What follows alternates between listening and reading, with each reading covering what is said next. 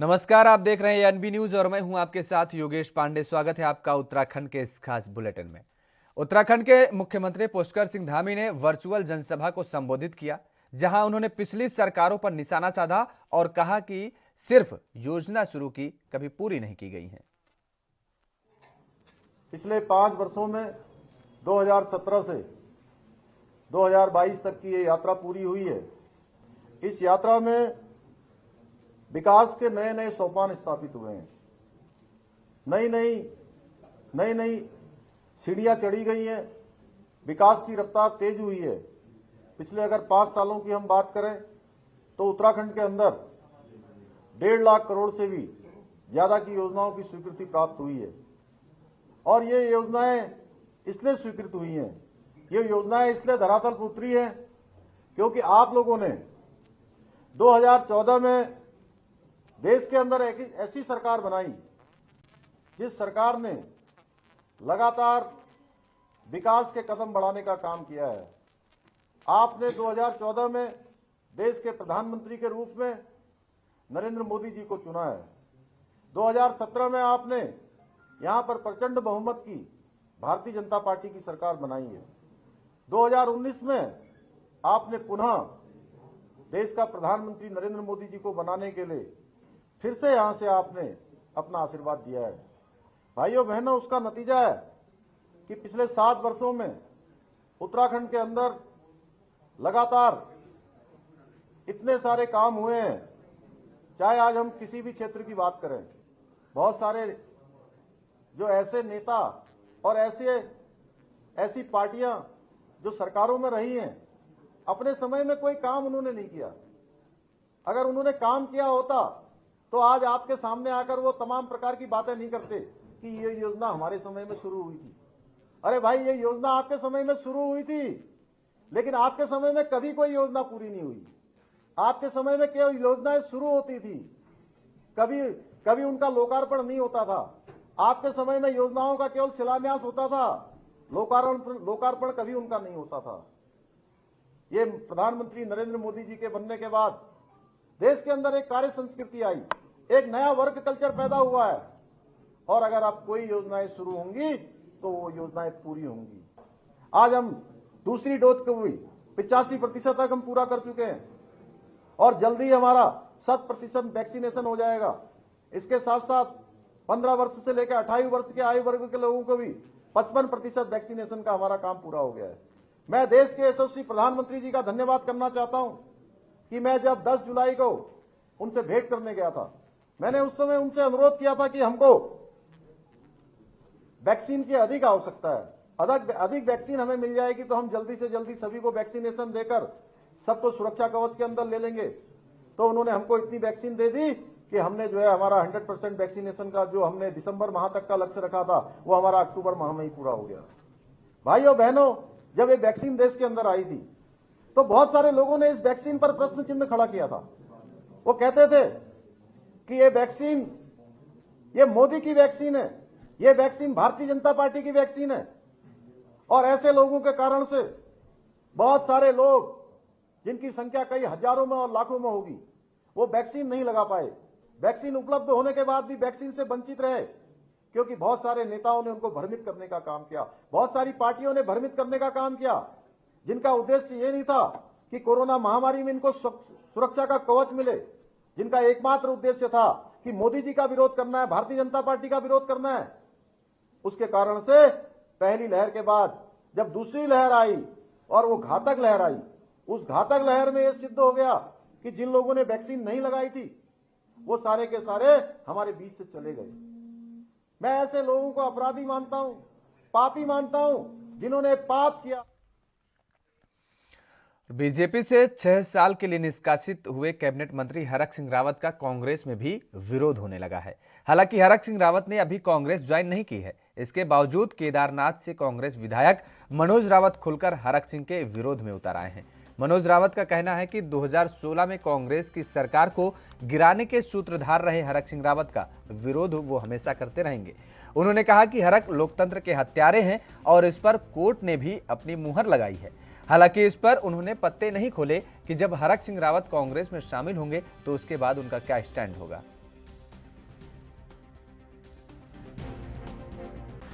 Party की सरकार से और पार्टी से बर्खास्त मंत्री हरक सिंह जी ने 16 में कांग्रेस पार्टी को और लोकतंत्र को बहुत बड़ा नुकसान किया है। और माननीय उच्च न्यायालय ने और उच्चतम न्यायालय की जो टिप्पणियां हैं उनके अनुसार उनको लोकतंत्र का हत्यारा कहा है, लोकतंत्र का गुनहगार कहा है। और हरक सिंह जी 5 साल के कार्यकाल में मैं जब विधानसभा में रहूं तो उन्होंने दर्जनों बार अट्टहास करते हुए विधानसभा में स्वीकारा है मैं किसी भी पार्टी में जाकर के, किसी भी दल में कभी भी जाकर के जीत सकता हूं। ऐसे लोगों के विरुद्ध जिन्होंने कांग्रेस की विचारधारा को ठेस पहुंचाई हो, लोकतंत्र को ठेस पहुंचाई हो, कांग्रेस का हर कार्यकर्ता इसके विरोध में है। और मैं कांग्रेस के उन कार्यकर्ताओं के विचारों को अभिव्यक्ति दे रहा हूं। उत्तराखंड के ऋषिकेश में मुखर्जी चौक पर भारतीय जनता पार्टी के प्रचार के लिए की जा रही शूटिंग के दौरान जमकर कोविड नियमों का उल्लंघन किया गया। सोशल डिस्टेंसिंग की तो धज्जियां उड़ाई गई ही। शूटिंग के दौरान कलाकारों ने मुंह पर मास्क तक नहीं लगाया। यही नहीं, कलाकारों ने हाथों में पार्टी के झंडे भी लहराए। नजारा देख स्थानीय लोगों ने नियमों के उल्लंघन की जानकारी प्रशासन को दे दी। सूचना मिलते ही पुलिस और एफएसटी की टीम मौके पर पहुंची।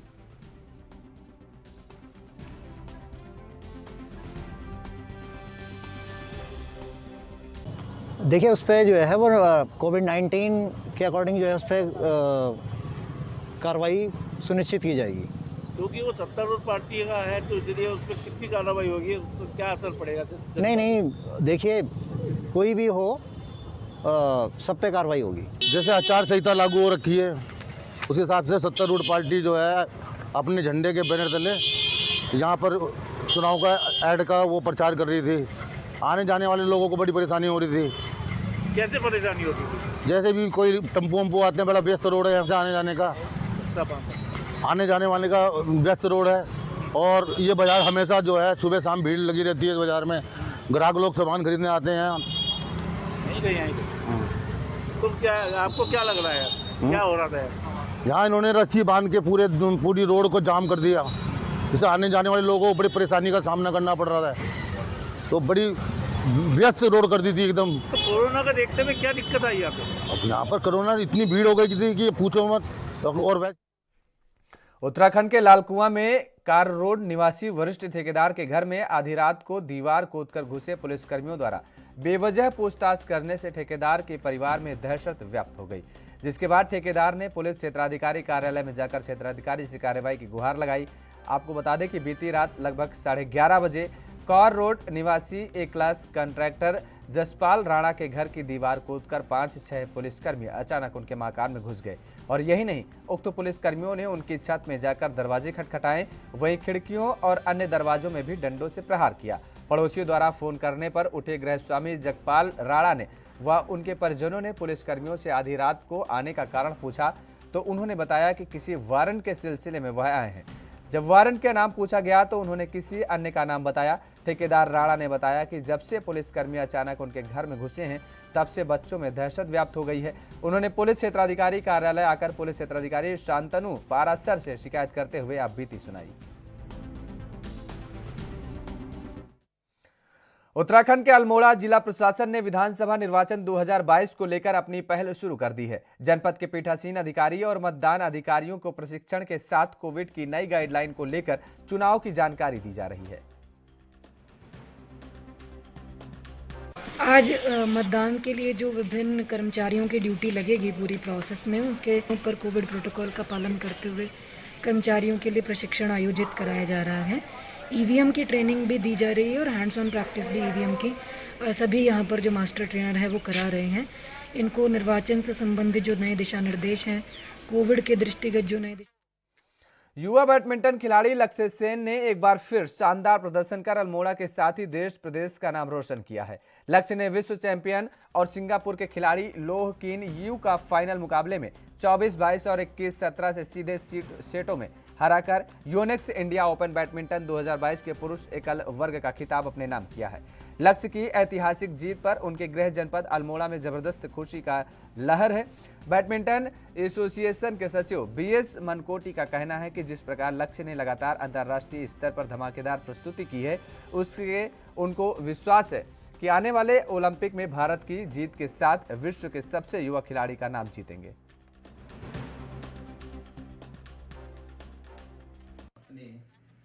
प्रदर्शन से अल्मोड़ा ही नहीं वरन पूरे उत्तराखंड व देश का नाम रोशन किया है।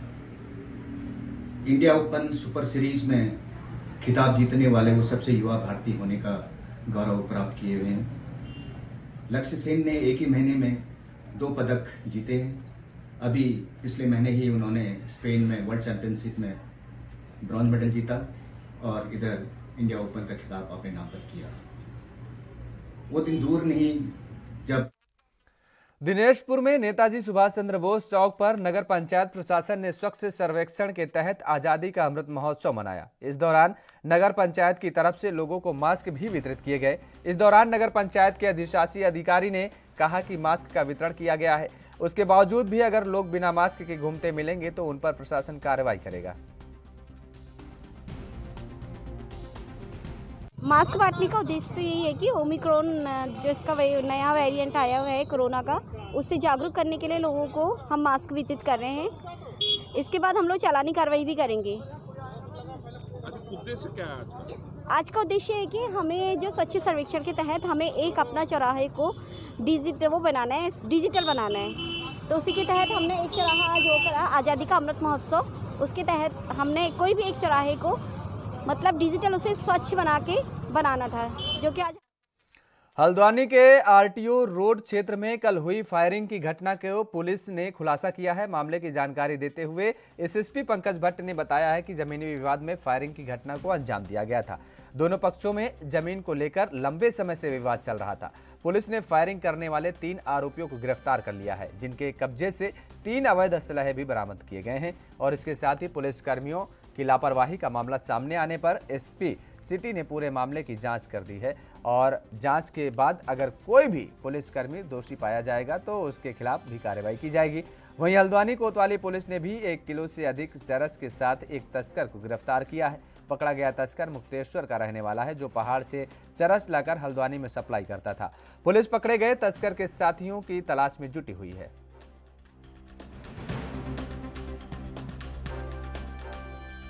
अगर देखा जाए तो इसमें पुलिस द्वारा बहुत उसके बाद कोई कार्रवाई की गई थी।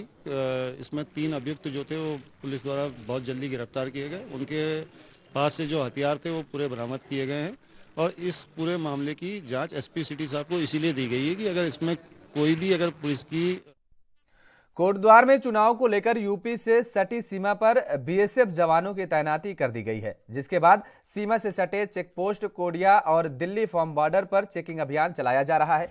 वहीं अपर पुलिस अधीक्षक ने बताया कि चुनाव को देखते हुए बीएसएफ की एक कंपनी पुलिस प्रशासन को मिली हुई है, जिसको हमने लगातार 24 घंटों के लिए चेकिंग पर लगा रखा है।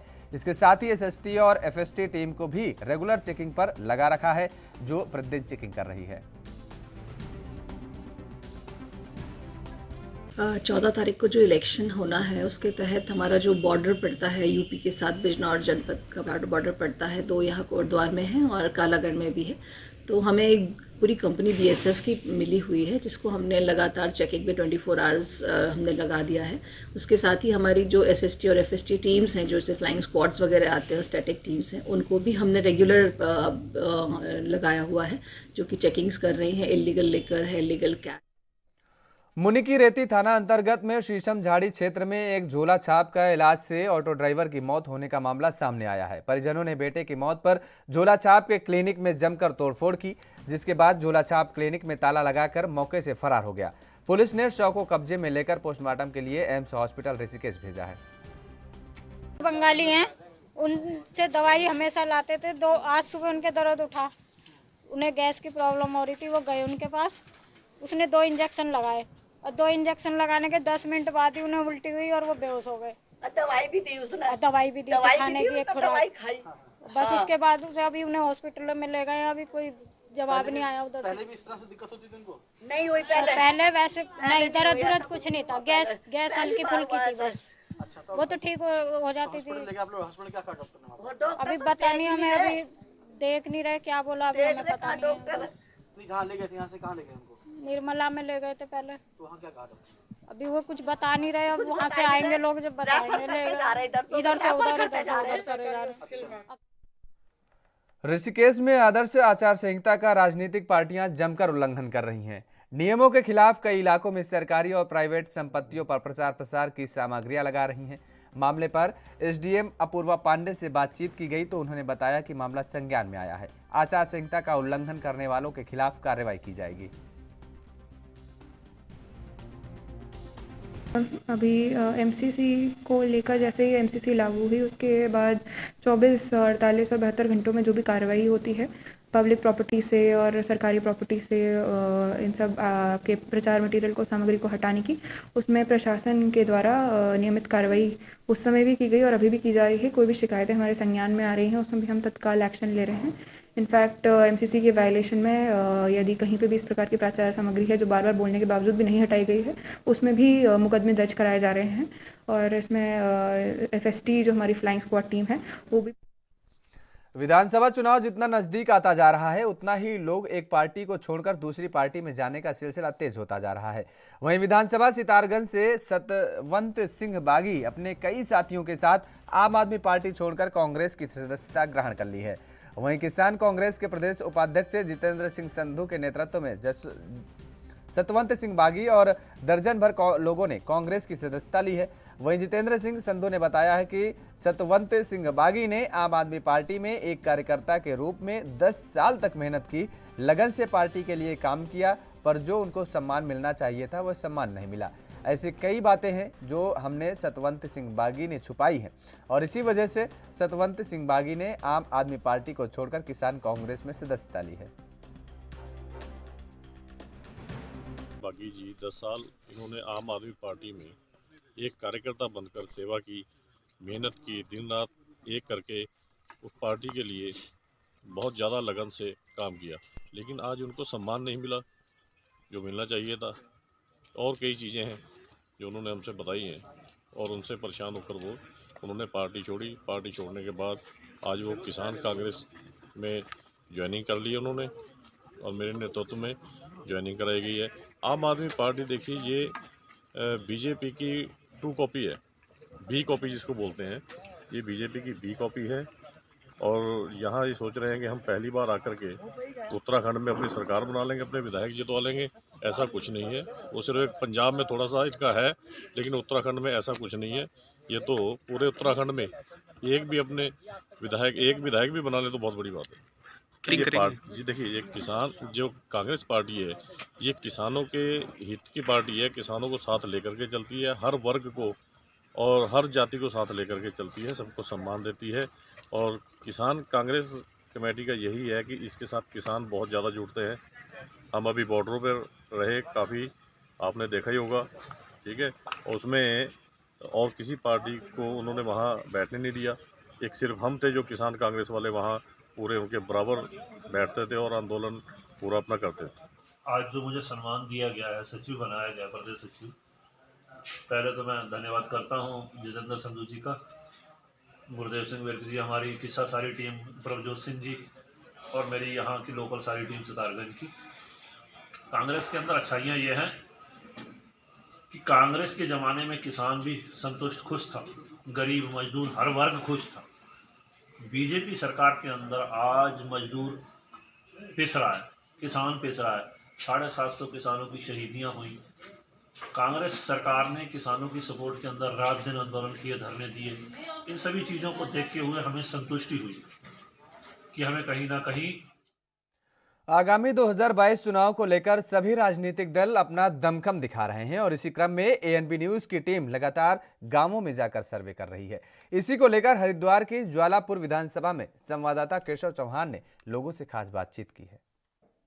आगामी 2022 चुनाव को लेकर राजनीति गरमाई हुई है और इसी राजनीतिक गरमाने को लेकर एएनबी की टीम गांव-गांव जाकर सर्वे कर रही है। तो आज हम धर्मनगरी हरिद्वार की ज्वालापुर विधानसभा में पहुंचे हैं, जहां लोगों से जानेंगे कि किस पार्टी को अपना वोट देंगे और किस पार्टी को सत्ता में लाएंगे। बिल्कुल हमारे साथ आप कुछ लोग बुजुर्ग बने हुए हैं, इनसे भी जानेंगे।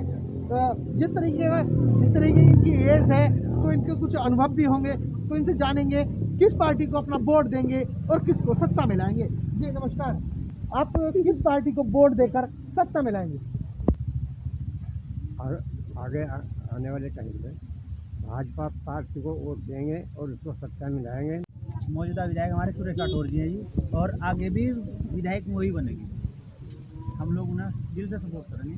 बिल्कुल, इनका साफ तौर से कहना है कि ये बीजेपी के जो विधायक अभी मौजूदा विधायक हैं सुरेश राठौर जी, उनको ही दोबारा विधायक के रूप में देखना चाहेंगे। कई लोग यहाँ से और भी ताल ठोक रहे हैं, और भी पार्टी मौजूद है, और जैसे आम आदमी हो गई, बीजेपी और कांग्रेस हुई, बसपा हुई, सपा हुई, सभी लोग अपनी अपनी ताल ठोक रहे हैं। तो क्या कहते हैं? सबका अपना अपना अधिकार है, संवैधानिक अधिकार है सबका, सब लोग अपनी करते रहे। लेकिन ये तो समय बताओ कौन विधायक कोई कैसे ताल ठोकता रहे बिना वजह के। हम तो विधायक जी के साथ हैं, विधायक जी के साथ ही रहेंगे, माननीय सुरेश राठौर जी के साथ ही रहेंगे, साथ रहेंगे। आपके ग्राम में ये जो विधानसभा लगती है, ज्वालापुर विधानसभा लगती है, कितना काम माननीय सुरेश राठौर जी के द्वारा किया है? आप देखिए, हमारी जो मेन सड़क है जी, गांव की जो मेन मुख्य सड़क है, ये इस पर 2 विधायक थे जी, लेकिन कोई इसका काम करने को तैयार नहीं था।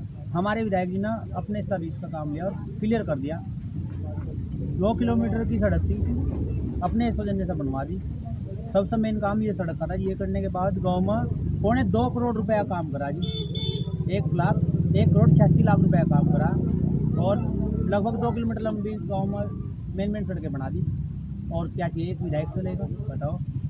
तो आपके गांव में रुपये का काम भी विधायक जी ने किया, तो क्या नाम है आपके गांव का और किस विधानसभा में? हमारे गांव का नाम ग्राम शिवदासपुर तेलीवाला, 27 विधानसभा ज्वालापुर है।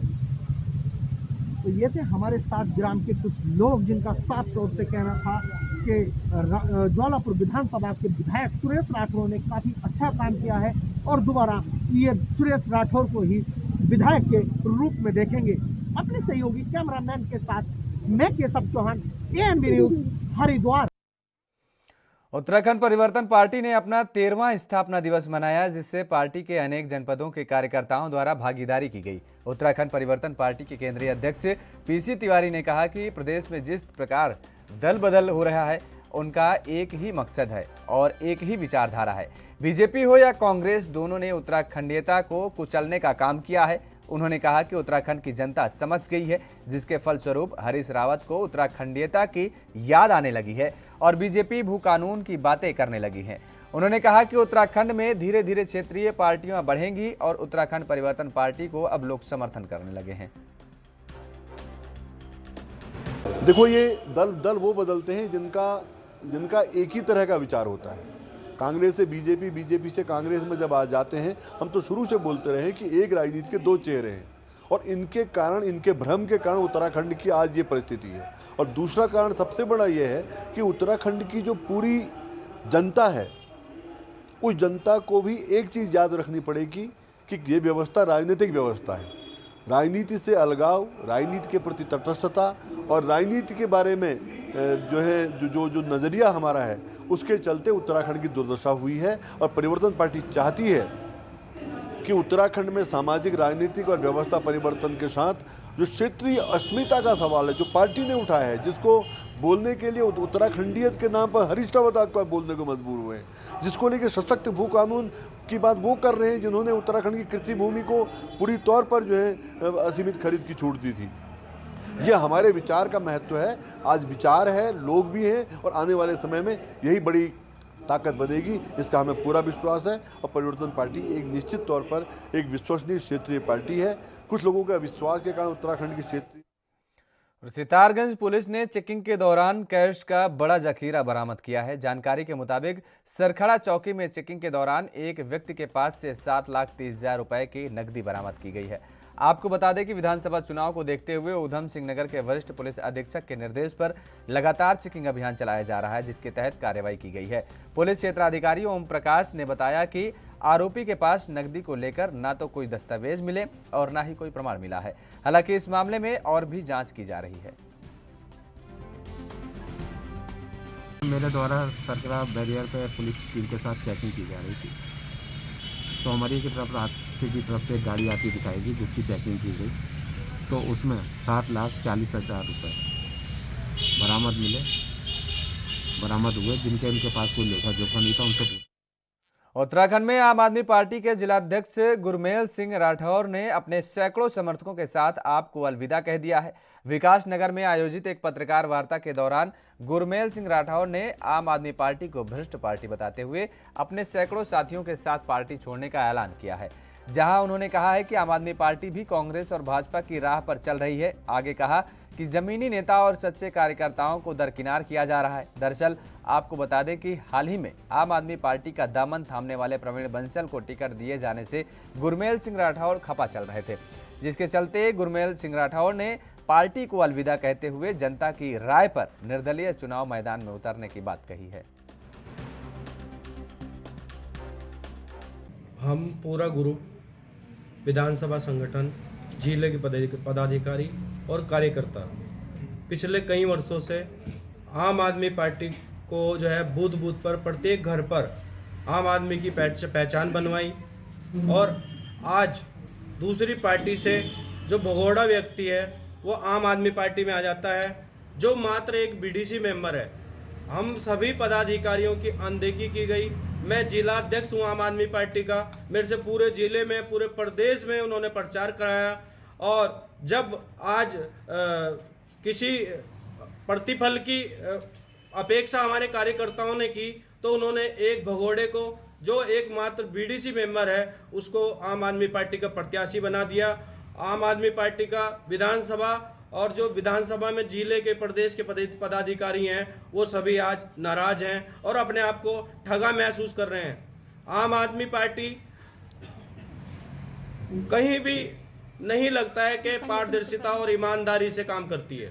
आज हमने आम आदमी पार्टी का जो कार्यालय था, जो हमने 2 साल से मेहनत करी थी, आम आदमी पार्टी ईमानदार पार्टी, लेकिन इससे ज़्यादा बेईमान पार्टी हमने नहीं देखी। जो टिकट जो जिसने धरती से मेहनत करी, जिसने इस पार्टी को लाए हैं, इस पार्टी को जागरूक कराए, आज उन्हें टिकट ना दे के किसी और बीजेपी दल को टिकट दे दिया है। आपने पोस्टर फाड़े हैं, उनके पोस्टर को जलाया है, ऐसा क्यों? क्योंकि ये टिकट है तो टिकट की सारी बात है, तो टिकट ये किसी बीजेपी वालों को दे दिया है टिकट। तो हम नहीं चाहते थे कि यहाँ की ये उन्हें टिकट दिया जाए। जिसने ये मेहनत की है, 2 साल से बेचारे ने अपनी मेहनत की है, गुरमेल सिंह राठौर जी ने, जिन्होंने इतना काम किया है, लोगों को इतना जागरूक कराए और आज वही उसे ही पार्टी पूछ नहीं रही है। तो ये काहे की ईमानदार पार्टी है, सबसे भ्रष्टाचार बेईमान पार्टी है। अब तक हम यही आंदोलन करते हैं, आम आदमी पार्टी जिंदाबाद, लेकिन अब हम कहेंगे आम आदमी पार्टी मुर्दाबाद। आपने आरोप लगाया कि पैसा लेकर टिकट बेच रहे हैं।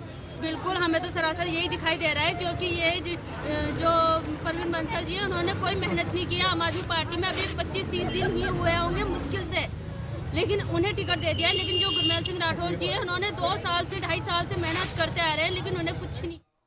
और उत्तराखंड के इस खास बुलेटिन में फिलहाल मेरे साथ इतना ही। देश और दुनिया की तमाम खबरों के लिए आप बने रहिए ANB न्यूज़ के साथ।